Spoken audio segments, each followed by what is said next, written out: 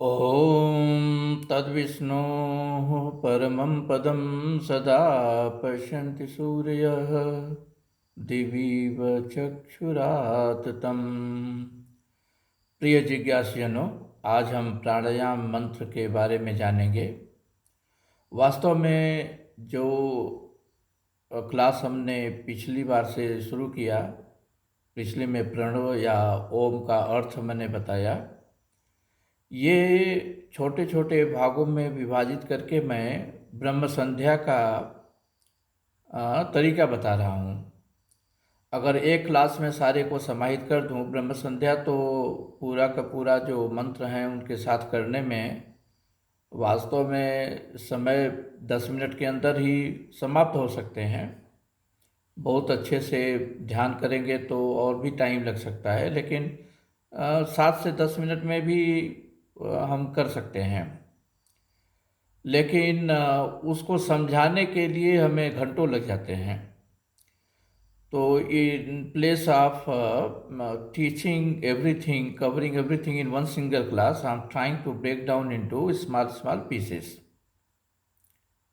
कल हमने ओम का अर्थ देखा, आज हम प्राणायाम मंत्र के बारे में जानेंगे। इसके आगे क्लास में हम आचमन मंत्र के बारे में जानेंगे। उसके आगे के क्लास में हम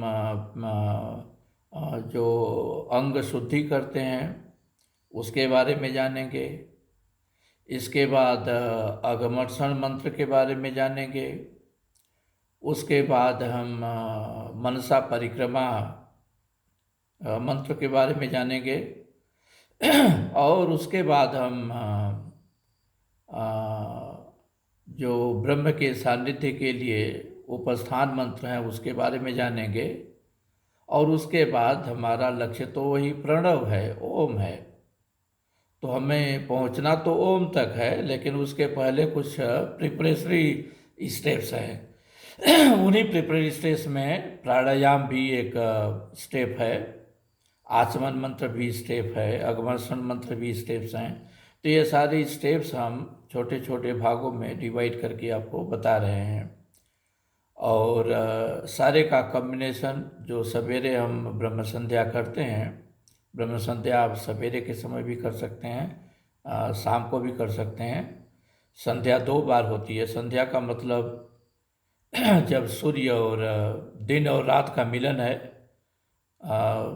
दिन होने के जस्ट पहले और रात होते होते के समय अगर शाम को, तो ये 2 संध्या कही जाती है। संध्या मतलब दिन और रात का मिलन। संध्या का एक और होता है सम ध्यान, मतलब अच्छी प्रकार से ध्यान करना। हमारा लक्ष्य है संध्या पर सम ध्यान करना। तो संध्या में संध्या करते हैं, मतलब राइट सुबह और शाम हम प्रणव ओम का ध्यान करते हैं, वही है ब्रह्म संध्या। तो हम उसी के बारे में बातें कर रहे हैं। तो कल हमने पिछले क्लास में हमने देखा कि हमने प्रणव और ओम का अर्थ क्या है। तो हमारा लक्ष्य तो है वही ओम, ओम तक पहुंचने का। लेकिन वहाँ पर पहुंचने के लिए हम तरीका क्या अपनाते हैं? रही प्रणवो धनु शरो ही आत्मा ब्रह्म तत्लक्ष्यम उच्यते। प्रणवो धनु, जो प्रणव है, ओमकार है, वही धनुष के समान है। शरो ही आत्मा, और जो आत्मा है यह तीर है, बाण है। और इस बाण का लक्ष्य क्या है? प्रणव रूपी धनुष से आत्मा रूपी बाण छूट करके जाता कहाँ पर? लक्ष्य भेदन किधर करता है? ब्रह्म का। क्योंकि हमें पहुंचना तो ब्रह्म तक ही है। लेकिन ब्रह्म तक पहुंचने का मतलब ये नहीं है कि केवल हम ब्रह्म तक पहुंच गए। हम ब्रह्म से एकाकार होने की कोशिश करते हैं। तो एकाकार होने के लिए क्या करते हैं? अप्रमत्तेन वैधव्यम सर्वतन्मयो भवेत्। अप्रमत्तेन, अप्रमत्त मीन्स राइट, एक शांतचित्त मन से, not with agitated mind. With agitated mind you can not reach anywhere, you can not do anything, you can not meditate at all.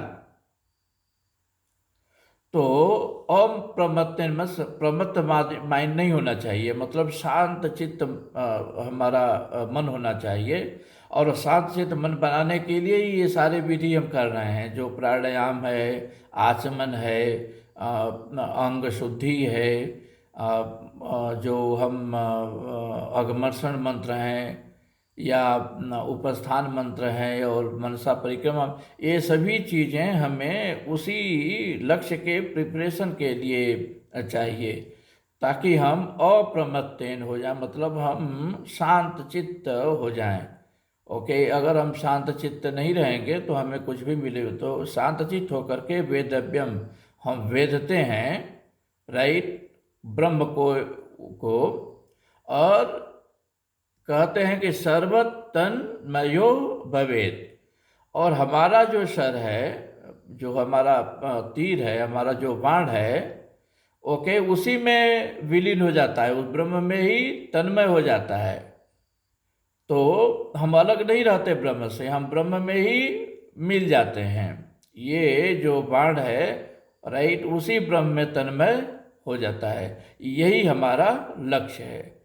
इस लक्ष्य को प्राप्त करने के लिए हम कुछ विधियाँ अप्लाई करते हैं, कुछ प्रिपरेटरी स्टेप्स हैं, और फाइनली ये गोल है। तो उसी सीरीज में एक है प्राणायाम मंत्र। अब प्राणायाम मंत्र क्या है, अगर देख रहे हैं तो ये दिया हुआ है, ओम भूः ओम भुवः ओम स्वः ओम महः ओम जनः ओम तपः ओम सत्यम। तो हमें क्या करना है, डीप ब्रीथ लेना है, अंदर की ओर बाहर ब्रीथ ले करके, पूरा ब्रीथ, फिर exhale, inhale fully, then exhale completely, fully take the breath inside and fully take it outside, then hold it there, वहीं पर होल्ड कर लो। पहले सांस, गहरी सांस लो, फिर पूरा सांस बाहर निकालो और निकाल करके वहीं पर होल्ड करो, बिना कुछ बोले, क्योंकि बोलोगे तो सांस लेने लगेंगे। तो बिना कुछ बोले सांस को वहीं पर होल्ड करके मन ही मन ये मंत्र बोलो, ओम भूः ओम भुवः ओम स्वः ओम महः ओम जनः ओम तपः ओम सत्यम।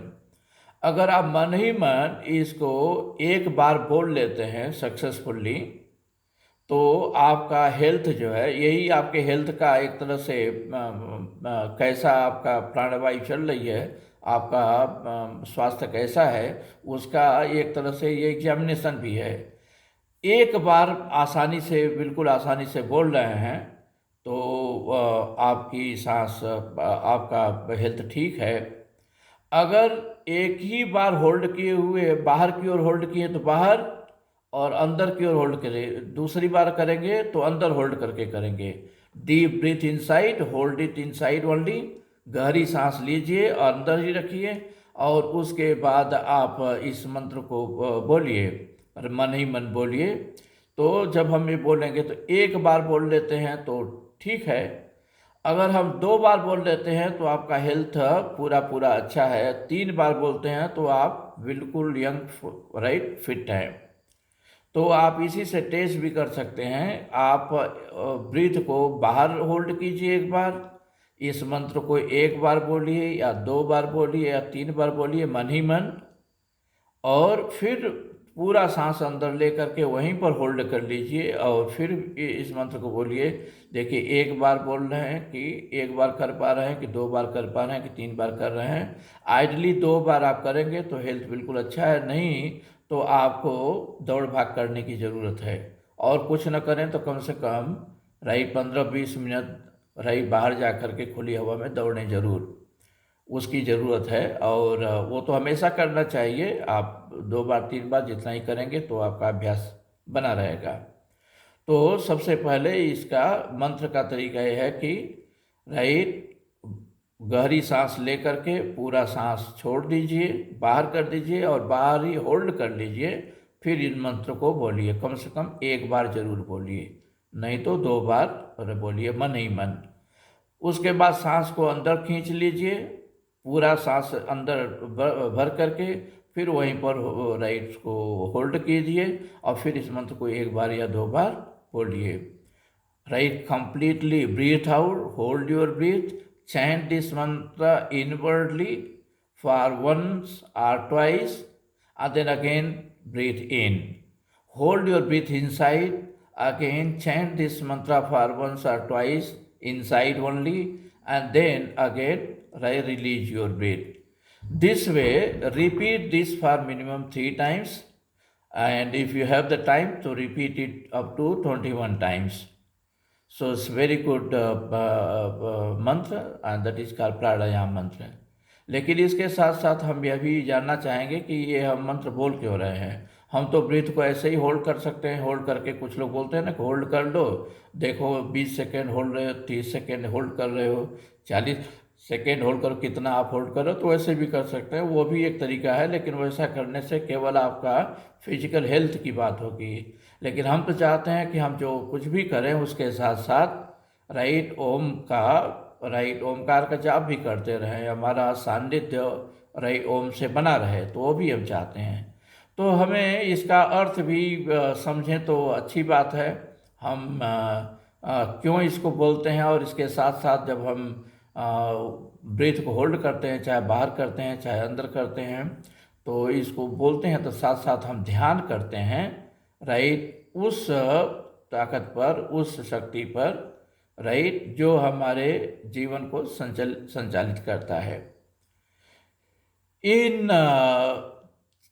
चीज़ों को जो भूः स्वः मः जनः तपः सत्यम बोल रहे हैं, ये सभी व्याहृतियाँ हैं।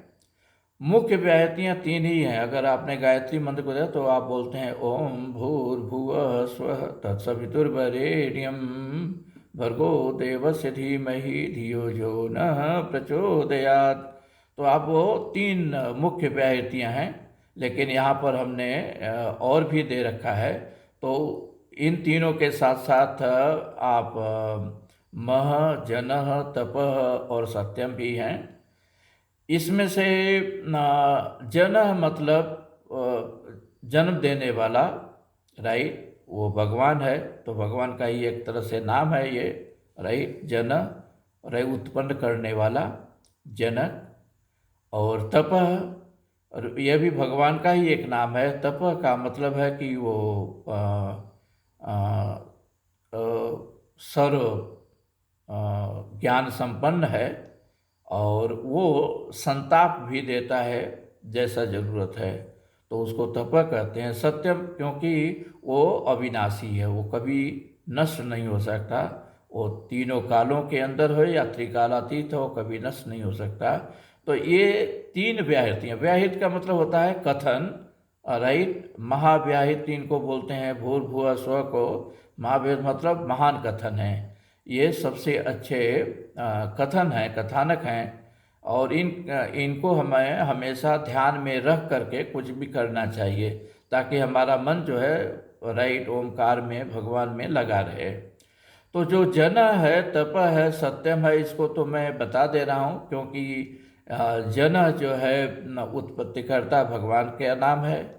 तप जो है सर्व ज्ञान संपन्न राइट भगवान का नाम है। और सत्यम उसी अविनाशी भगवान का नाम है। एक्चुअली ये सभी भगवान के ही नाम है। भूः स्वः, ये जितने सातों देख रहे हैं सभी भगवान के ही नाम हैं, लेकिन अलग अलग चीज़ों से भगवान की अलग अलग जो एनर्जी है, अलग अलग उसकी जो ऊर्जा है, उसका परिलक्षण होता है।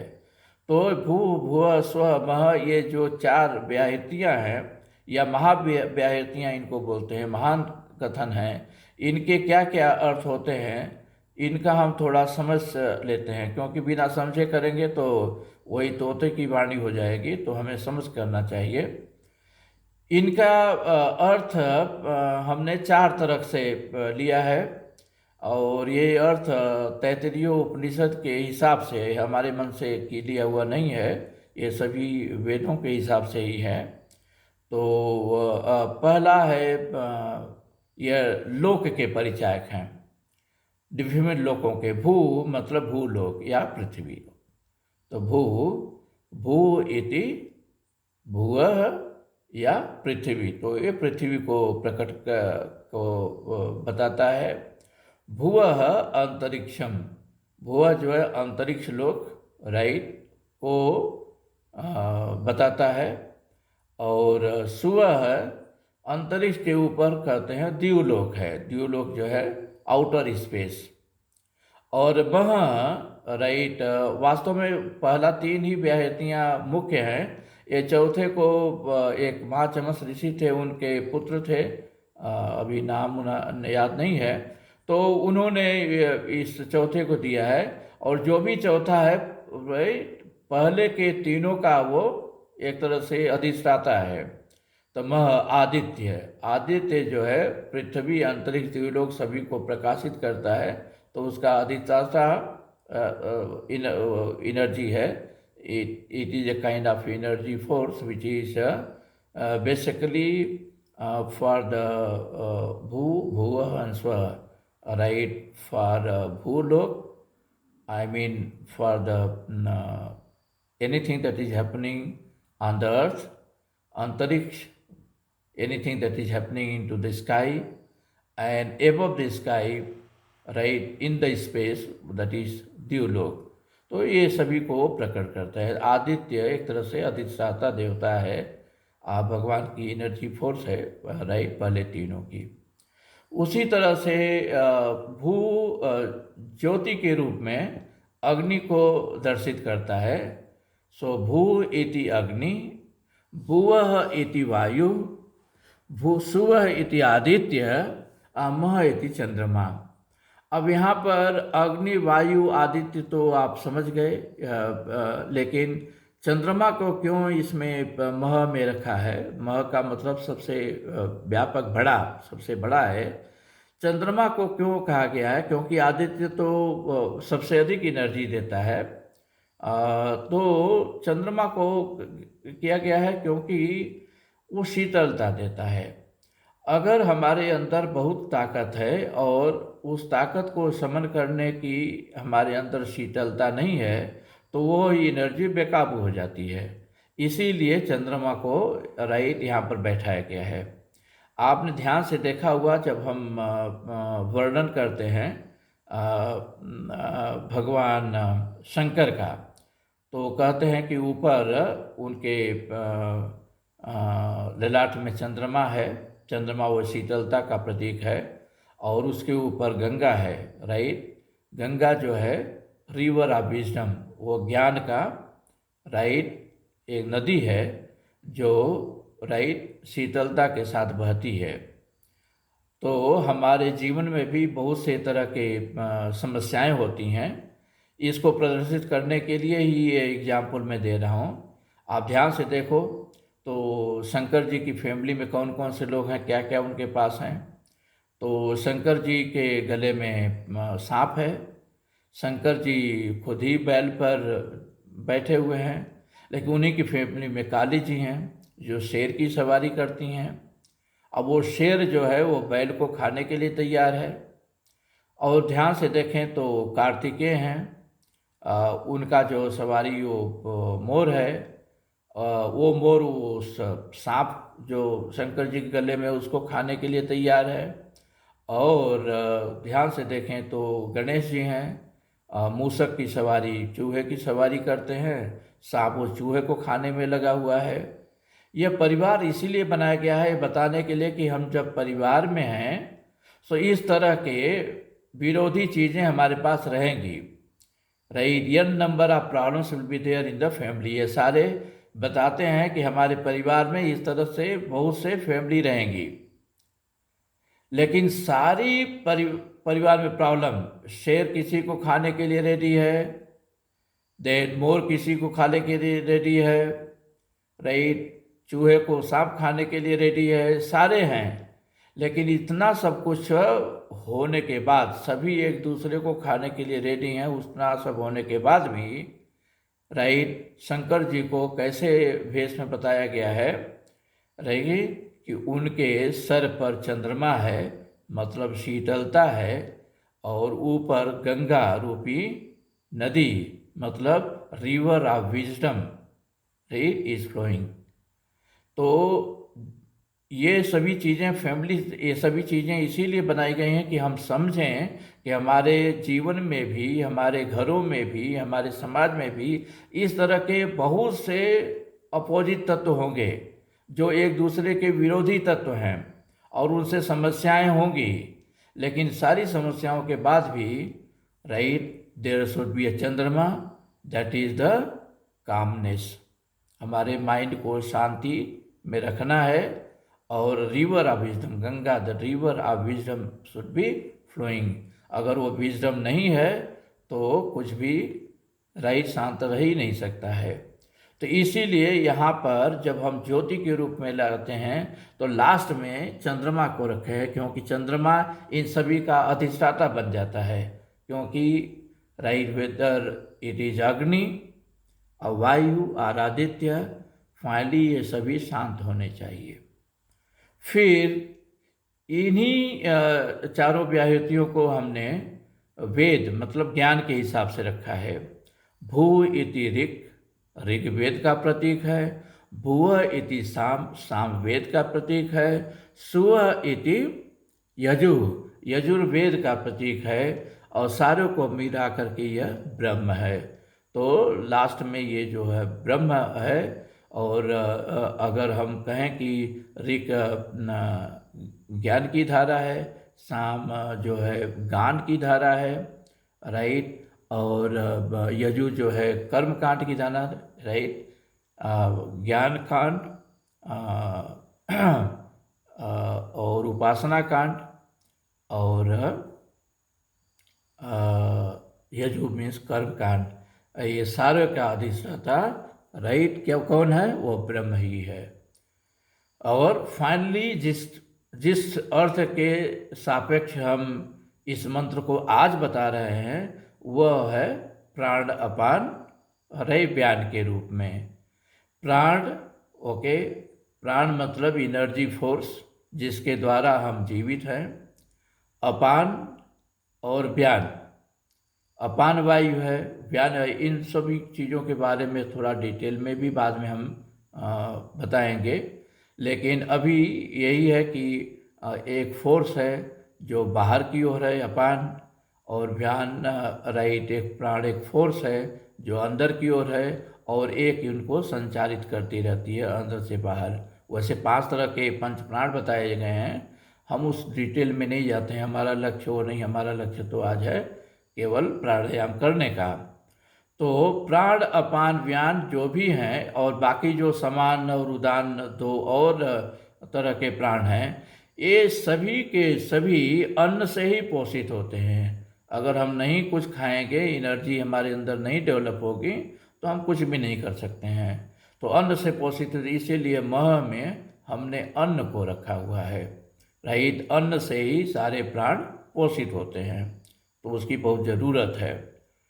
सो हम जो प्राणायाम मंत्र अभी करेंगे, तो जब भी हम ब्रीथ को बाहर होल्ड करेंगे या अंदर होल्ड करेंगे और इस मंत्र को चैंट करेंगे, तो उसके साथ साथ इसके साथ जो अर्थ जो हमने बताए हैं, अर्थ और उनके भावों को समझ करके बोलेंगे। क्योंकि केवल आइडिया ये नहीं है कि हम कुछ करें, कुछ करने का तो हर जीव कुछ न कुछ करता रहता है, लेकिन मनुष्य करते समय भी वो ओम को नहीं छोड़ता, प्रणव को नहीं छोड़ता। इसलिए राइट, हम प्राणायाम करेंगे बाहर होल्ड करके 1 बार या 2 बार या 3 बार जितना हो सके इस मंत्र को इनवर्डली चैंट करने हैं बिना बोले हुए, और फिर अंदर होल्ड करके ब्रीथ।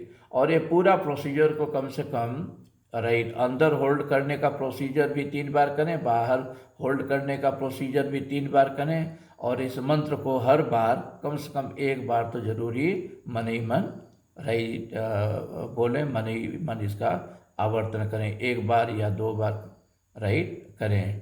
तो ये है प्राणायाम मंत्र। प्राणायाम मंत्र किस क्रम में ये फिट होता है ब्रह्म संध्या में, वो हम आपको आगे के क्लासेस में बताएंगे। ओम तत्सत। ओम शांति ही शांति ही शांति। इस तरीके से आज के क्लास का विराम देते हैं। आशा है कि आप लोगों को प्राणायाम मंत्र का सही सही कैसे करना है और क्या इसका लक्ष्य है समझ में आ गया होगा।